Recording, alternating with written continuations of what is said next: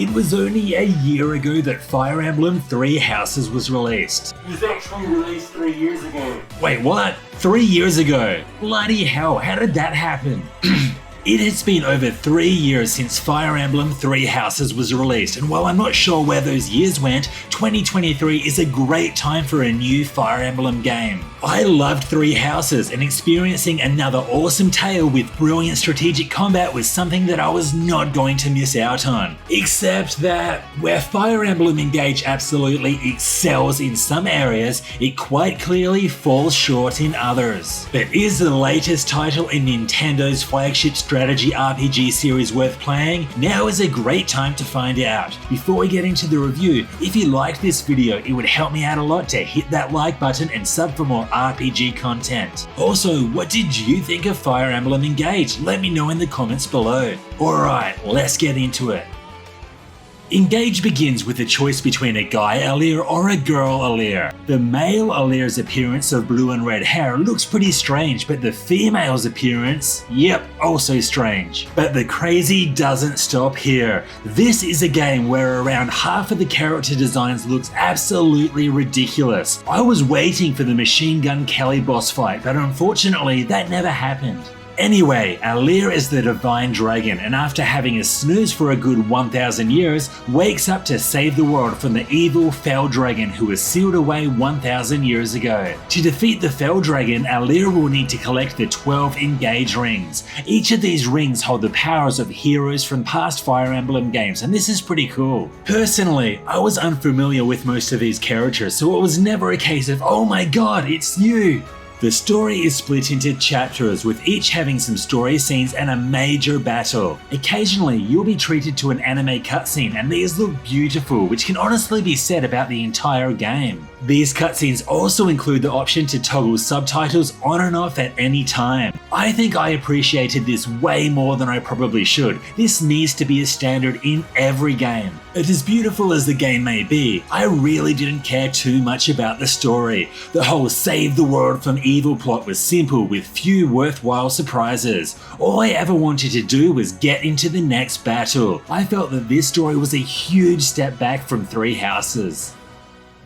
One of the major reasons why the story didn't click for me is because the large majority of characters aren't particularly interesting, especially the main character Allir. Allir consistently blurts out super cheesy dialogue, which is just so over the top heroic. He is just the perfect one-dimensional hero. He cares for everyone, always saying the right things, doesn't have a mean bone in his body. He's able to bring out the best in everybody. It just makes me sick. I'm always there for you. I'll never give up. We can do this if we put our hearts into it. I'm grateful to have you all by my side. The power of friendship. The other characters aren't much better. You'll learn the majority about them through the support scenes with other characters. Each of the bazillion playable characters have multiple support conversations with every single other party member and emblem. If you do the maths, that is a lot of conversations. Apparently, it's around 1,950, although most of the 1,300 emblem conversations are just a couple of pointless lines of dialogue. The tea was fine, wasn't it? That floral note it had was almost unbelievably good. I'm glad you appreciated it. The leaves were grown in Firene, you know. Now, some of the actual character conversations can be interesting, but most of them, nope. I mean, there's just so much talk about tea, and tea leaves, and tea aromas, and tea culture, and tea parties, and tea time, and tea teas. And Louis, come on man, you ain't ever getting laid. I shall prepare some for you. I hope you enjoy it. It's my hometown speciality. How exciting! Thank you, Louis. Think nothing of it. I prefer to take my tea with smiles whenever I can. The best thing about Fire Emblem Engage is without doubt the gameplay. This is your typical Fire Emblem strategic combat system, but better than it's ever been. Now, while Three Houses gameplay was solid, my enjoyment was held back because the developers had no concept of reasonable difficulty levels. Normal and hard was just so mindlessly easy. In Engage, I played on hard, and I was so happy to see that it was actually hard. I had to think about every move and felt that the difficulty here was definitely where it should be. Oh, and I played on casual mode too, where there is no permadeath. I don't think I could contain my frustration if I chose Classic, since my characters frequently died in a single hit, especially against bosses. Casual mode is definitely more suited to me. At the start of each battle, you can select and position up to 12 characters on the battlefield. There are a load of characters of many different classes to choose from, with several optional recruits too. And like I said, it's pretty much what you would expect from a Fire Emblem game. When you attack the enemy, they will counter your attack unless your weapon breaks them, and this works in a paper, rock, scissors kind of way with axes, lances and swords. You're going to want a range of characters with different strengths and weaknesses, such as tanks, melee damage dealers, mages, archers, flyers and support. Engage's major new addition to the battle system is emblem rings, and this is what gives the combat the edge over previous titles. By equipping an emblem ring to a character, you'll gain the power of these past heroes. This includes stat increases, passive skills, unique weapons and engage attacks which can change the tide of battle. Equipping Roy to a character, for instance, will allow the character to use Blazing Lion. This unleashes an AoE fire attack, burning foes in the process. Choosing which character to equip each ring to and when to use these engage skills and attacks in battle is where a lot of the strategy lies. Most of the time, the story-based battles will end when you defeat the stage's boss, but it's not like you can just charge at them and win the battle in a couple of rounds. You'll need to fight your way to them, and this will take some time. These bosses can also be brutal if you're not fully prepared. Defeating a boss can take multiple attacks, and they can also kill your units in a single hit. This constantly reminded me why I chose to play on casual mode with no permadeath.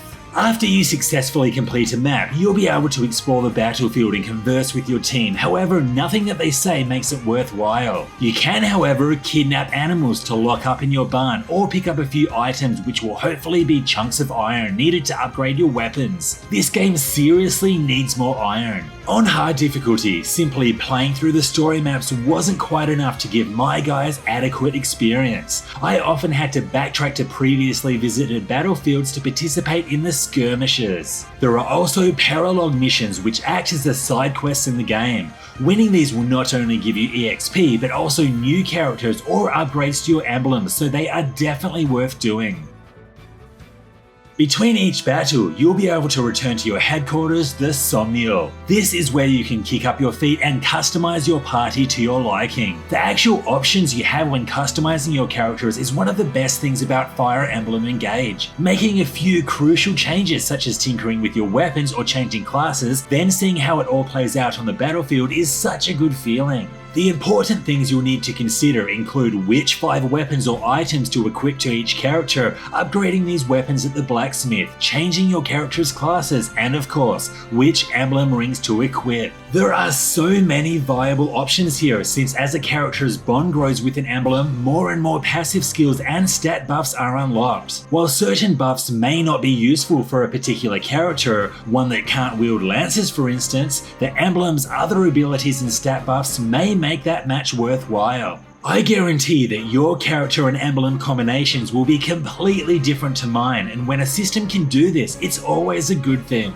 So, all of this customization is all well and good, but everything else that you can do around the Somnia was an absolute chore. Seriously, there is a lot to do, but most of it is repetitive, overly time consuming, or just plain useless. First, we have cooking in the cafe and training in the arena, which are easily the 2 most important things you can do here. They provide temporary stat increases to your party and EXP increases. But then, there's everything else. You can pet your cute little pet thingy, which gets boring after you've done it once. You can feed your cute little pet thingy, which also gets boring after you've done it once. You can run around everywhere to pick up ingredients. You can manage your kidnapped animals. You can also pick up the shit that your kidnapped animals dropped at the farm. Sometimes they shit silver, which is super useful. You can fish. For fish, you can create rings from bond points, which becomes useless once you get emblem rings. You can polish your emblem rings because they need to be shiny. You can give your allies gifts like horse manure. They love that shit. Literally, you can go to sleep for the sole purpose of being woken up awkwardly by one of your party members. You can participate in trials, which is the most repetitive and time-consuming form of combat imaginable. You can fly dragons around the place and pop a bunch of of balloons. You can do some exercises for temporary stat increases, which takes way too much time to be useful and gives you arthritis if you choose sit-ups. You can make yourself look pretty by spending your metals on aesthetics, which is something I would never do since these metals can be used elsewhere for upgrades. You can get your fortune told because hey, I've already wasted 15 minutes doing sweet f*** all, so why not waste a few more minutes? You can do amiibo stuff, which I didn't do since I don't have an amiibo. You can also, you can choose not to do any of the above and be a happier person because of it. I have never in my life been so unmotivated to do anything in an RPG's headquarters that offers so damn much to do. After the amazing time I had with Three Houses, I'm not gonna lie, I was left a tad disappointed with Fire Emblem Engage and felt it fell short in many areas that really mattered. On the plus side, the combat is better than ever, and this alone made it more than enough reason to play the game. The addition of emblem rings was also great and provides loads of customization options for battle. Engage also looks all around pretty damn good, even if the character designs are absolutely whacked. But the praise ends there. The story was very average and a huge leap backwards from Fire Emblem Three Houses. The same can be said about the characters. There were a few that were alright, but most were annoying, boring, or completely cringeworthy. I was also very underwhelmed with the Somnia. Having a HQ with loads to do should be a good thing, it's just that here I didn't want to do any of it. Is Fire Emblem Engage the best in the series? Far from it. But is it worth playing? Yes, it is. The combat and emblem mechanics alone make this worth playing if you love your strategic grid-based gameplay. What did you think of Fire Emblem Engage? Do you agree with what I said in this review? Let me know in the comments below. This was Hellfire RPGs, thanks for watching. If you liked this review, hit like and sub for more RPG content coming soon. See you next time.